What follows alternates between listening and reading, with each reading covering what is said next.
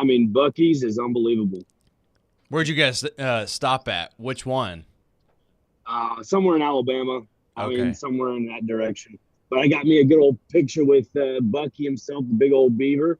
And man, oh man, am I ecstatic right now. It's a child, a big man's child, I guess you could call it. Did you get his autograph too? No, it was the bronze one. There was a statue, not the actual mascot. You know, I mean, hey, I saw the actual mascot going on my bachelor trip, and he is cool, man. You should definitely go back around and get it and just grab his autograph. You know. Can I give you a hot take really quickly? Go ahead, please. Bucky's is overrated. I agree. All right. Glorified Walmart, in my opinion. I went in there on my way back to Virginia and on the way back here, and both times I walk in and I'm overwhelmed immediately. Like, Yeah. it's Nice just- bathrooms, it's though. Very nice bathrooms. It's just too much for me. Yeah, I'm not a fan. Good I'll food. say this Decent. much about Bucky's. Like, this morning I walked in, I didn't know they had their own soda. They have their own custom Yeah, soda. it's They cheaper. Make Really? in-house. It's delicious. I paid like $31 for 3 sandwiches and 3 drinks. I mean, it's exactly what everybody needs. It's what America needs. Dr. It's Crane is Buc-ee's. Golly, man. Golly.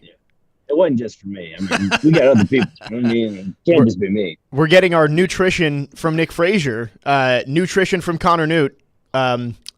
We have to expose you here. Yeah, There's going to be a picture that surfaces the internet here soon. Yeah, I so- will go ahead and send it to Frazier so he knows. I'll put it in our group chat really quickly. So Nick Keyser was nice enough to pick up donuts for us this morning, and there were some donuts that were decorated in the fashion of Tennessee Volunteers.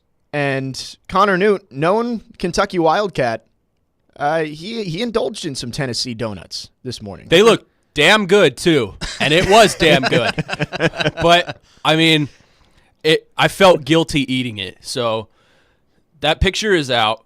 I don't look happy. I'm actually in a Kentucky shirt right now, so it's contradicting itself. But it's out there now. So And you can tell from the box that there were only 2 Tennessee donuts that I picked.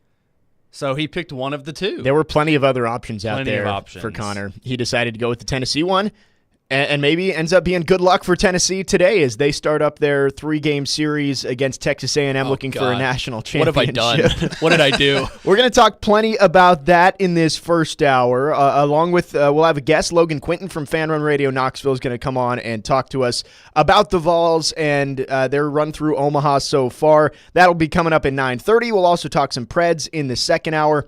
Talk some Stanley Cup Game 6, now getting a Game 7. Wild. Coming back from 3-0 Edmonton, sending it back to Florida for Game 7 on Monday. We'll talk about all of that on the show. Let's get into some headlines here, guys. We didn't do headlines yesterday.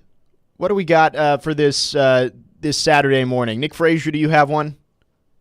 Yes, I do, actually. You know, I said yesterday was one of my picks that the Netherlands would beat France. Did not happen, but France kind of struggling a little bit. I don't know if Mbappe will be back for the 3rd game. I think people are saying he is. So if he is, then France might get out of the group stage. But I don't know. I got this weird hunch that France might not get out of the group stage. That's just me. But my other headline would be Scotty Scheffler. I think he's going to make a big comeback today and take over Tom Kim that's in first place in the Travelers Championship.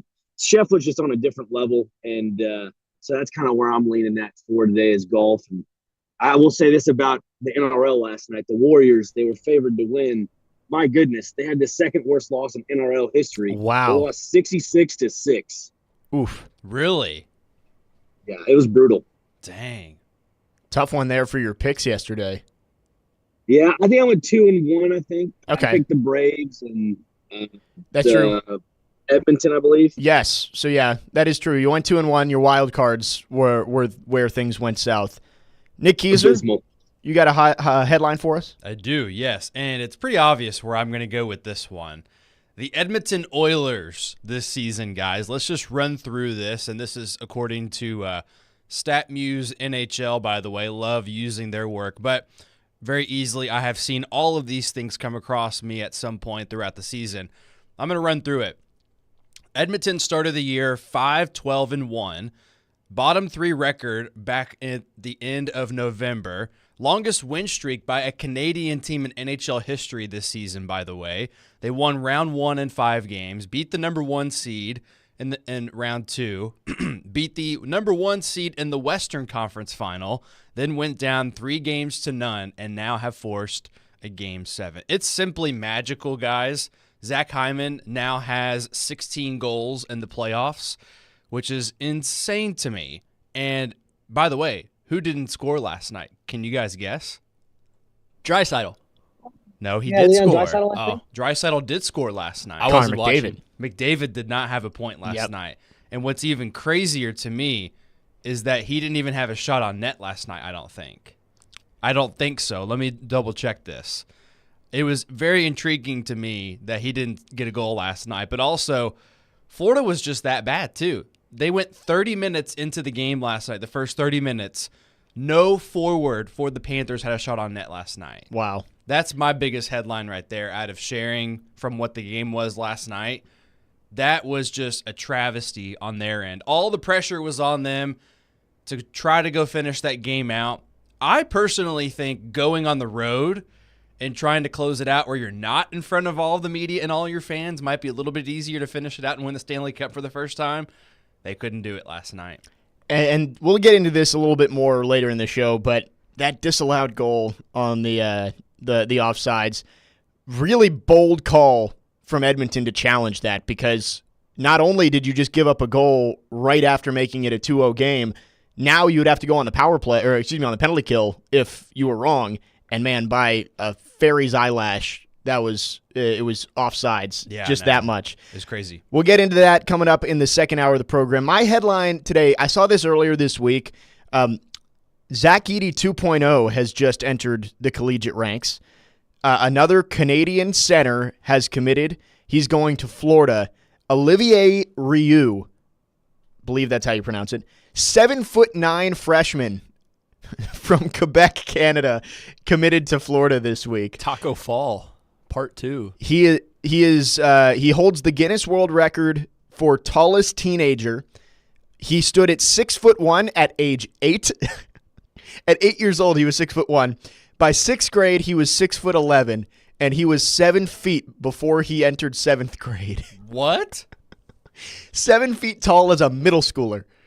That is wild. He's taller than most doors he had to go through. Yeah. So he went to IMG Academy, but originally from Montreal, and now he's going to Florida. How much does he weigh? Do you know? 290 pounds. Oh my! So he's not like a stick. String bean. No, he's 7'9". You really can't go wrong. So Zach Edey 2.0 has entered college basketball. We'll see. Just like Zach Edey, I'm sure it's going to take a year or two for him to get accustomed to the college game and, hone his skills. But look out, Florida could have themselves a monster in the paint for the next couple of years. Wow. Connor Newt? Yeah. Jake, you're going to love this one. I'm excited. Last night, Tigers and White Sox. Oh, yeah. So the White Sox have one out. Paul DeJong is on first base. Cardinals legend, Paul DeJong, mind you. Pop out to shallow center. Paul DeJong thinks it's 2 outs. So he starts going. He's going to second base. He's going to round the bases and try to score. He doesn't realize it's only 1 out, so they throw it from shallow center to first. Double play ends the game. Tigers win 3-2, or was it 2-1? 2-1. 2-1.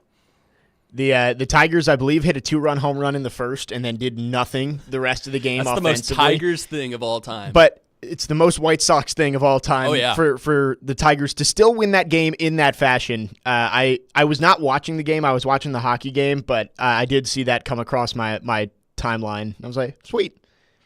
Ending the losing streak after, I believe, what was 4 or 5 straight for the Tigers. DFA him today. Wrapping up our headlines here on 4's Company, our question of the day, Edmonton forcing a Game 7. I will take a little credit for this because on Tuesday with Adam Vingan, we were talking about how there hasn't been Game 7s in the NHL